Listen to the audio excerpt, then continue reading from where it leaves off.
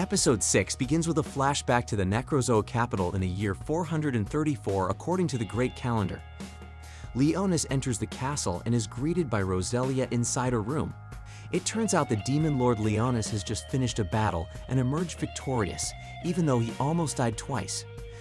Leonis has brought many treasures that he seized from the conquered castle and hands them over to Roselia.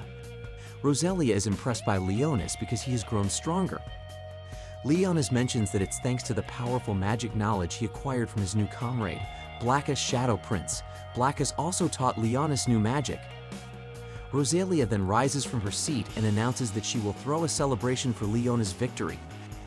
Roselia conjures a brightly shining sword, which turns out to be Leonis' old hero sword. However, Leonis no longer feels a connection to the sacred sword, so Roselia transforms it into a cursed sword, emitting a dark aura. Roselia tells Leonis that he can only wield the sword once he fulfills its conditions, something that Leonis should already be aware of, and the sword will test his determination. Leonis can only nod in astonishment. The scene then shifts to the present, where Leo is facing Arakel, who is transformed into the Void form.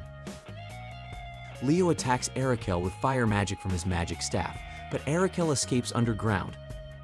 Leo notices the command mark on his hand, indicating that Celia is still alive.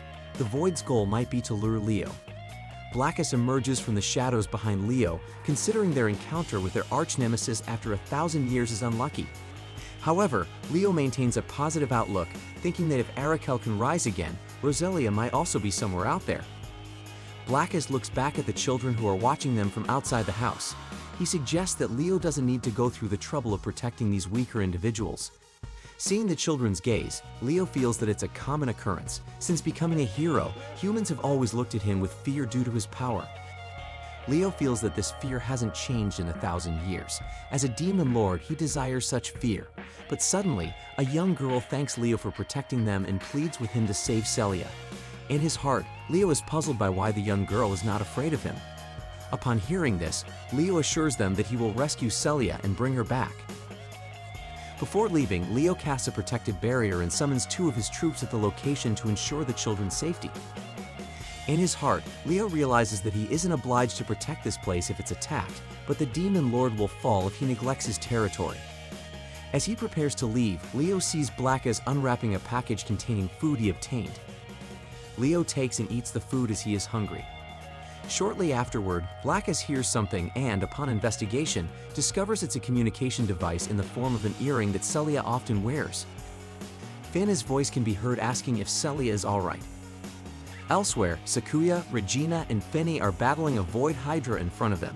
They seem to be struggling against the Void creatures, and Finny requests Celia to come and help them. Through the communication device, Leo states that Celia is being held captive by the Void, and he's currently trying to rescue her. Leo asks Finny to use her magic to track Celia's whereabouts. Finny agrees and attempts to locate Celia using Celia's registered magic signature. Finny senses Celia's magic on the 7th floor near the city center.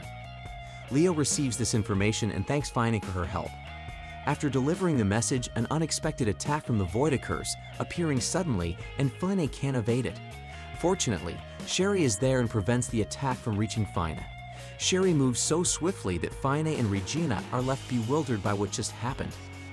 On the other hand, Sherry complains because Leo instructed her to protect humans, but she finds it easier than her part-time job at the donut shop. In another location, Leo and Blackus are moving underground towards Celia's location. Blackus asks Leo why he's helping humans when he'll soon be facing 6 heroes. Leo responds that Finny's abilities are worth exploiting, and Regina is a maid from one of his underlings. Blackus eventually understands Leo's reasoning and remarks that he's starting to comprehend human ways when he sees how humans fight. Leo adds that he's only slightly interested in humans. After running a considerable distance, they finally reach the magical furnace where Arakel and Celia are located. Leo immediately attacks Arakel with his magic. Although the spell hits accurately and burns Arakel, he now possesses incredible regeneration, rendering Leo's fire magic ineffective.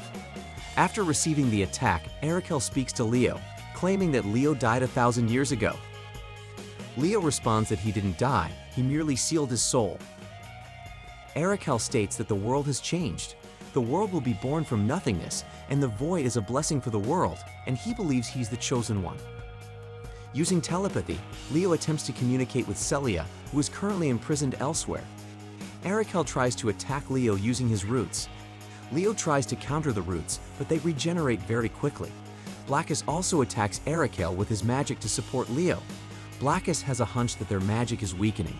Leo speculates that the entire area that is under Arakel's control, and surely the mana owned by Leo and Blackus, is being absorbed by him.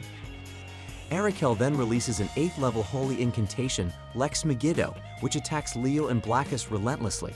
After successfully evading the magic attacks, Leo and Blackus counterattack Arakel with their magic, but Arakel manages to deflect it using protective magic.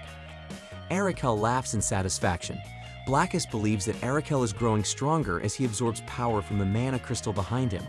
Leo realizes this as well. On the other hand, Celia, who is currently held captive, is attempting to break free from her restraints.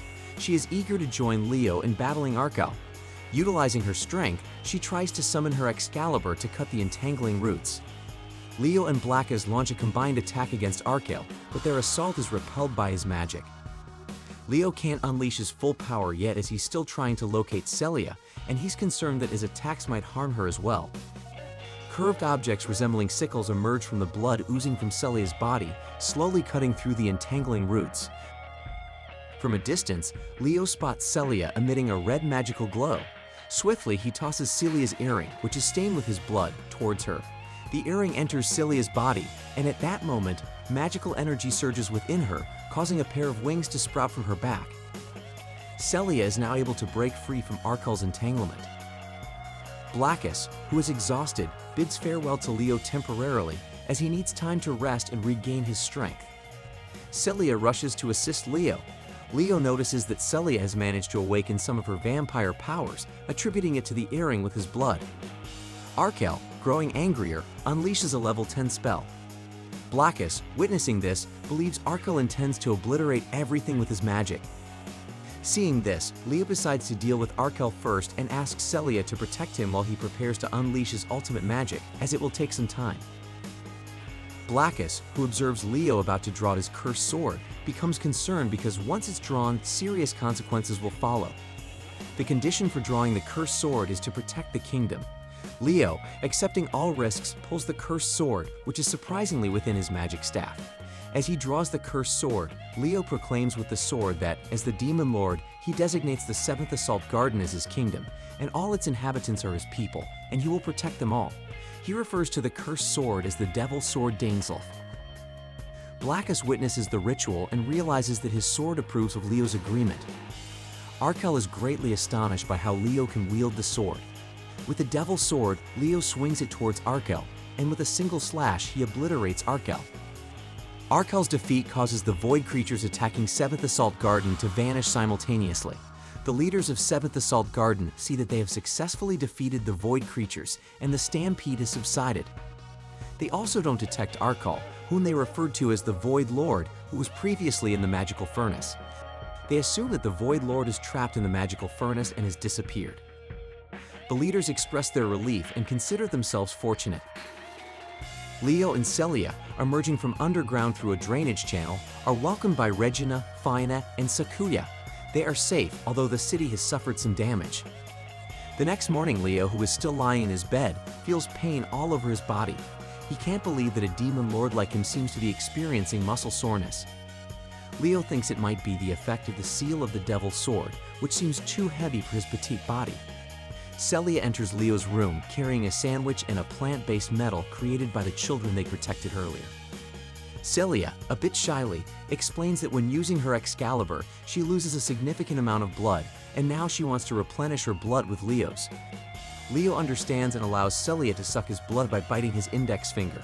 While doing so, suddenly Regina, Fina, and Sakuya open the door to the room and see Celia sucking Leo's finger. They are naturally shocked and assume that Celia has been doing something inappropriate with Leo. Of course, Celia explains that what they saw was a misunderstanding and reassures them that she only intended to take care of Leo. At the end of this episode, a noble princess is seen aboard her luxurious ship, heading for 7th Assault Garden after hearing news of the stampede. The princess didn't expect the stampede to end so quickly. Her guards suggest turning back, but the princess decides to continue her journey because she wants to collaborate in protecting the city.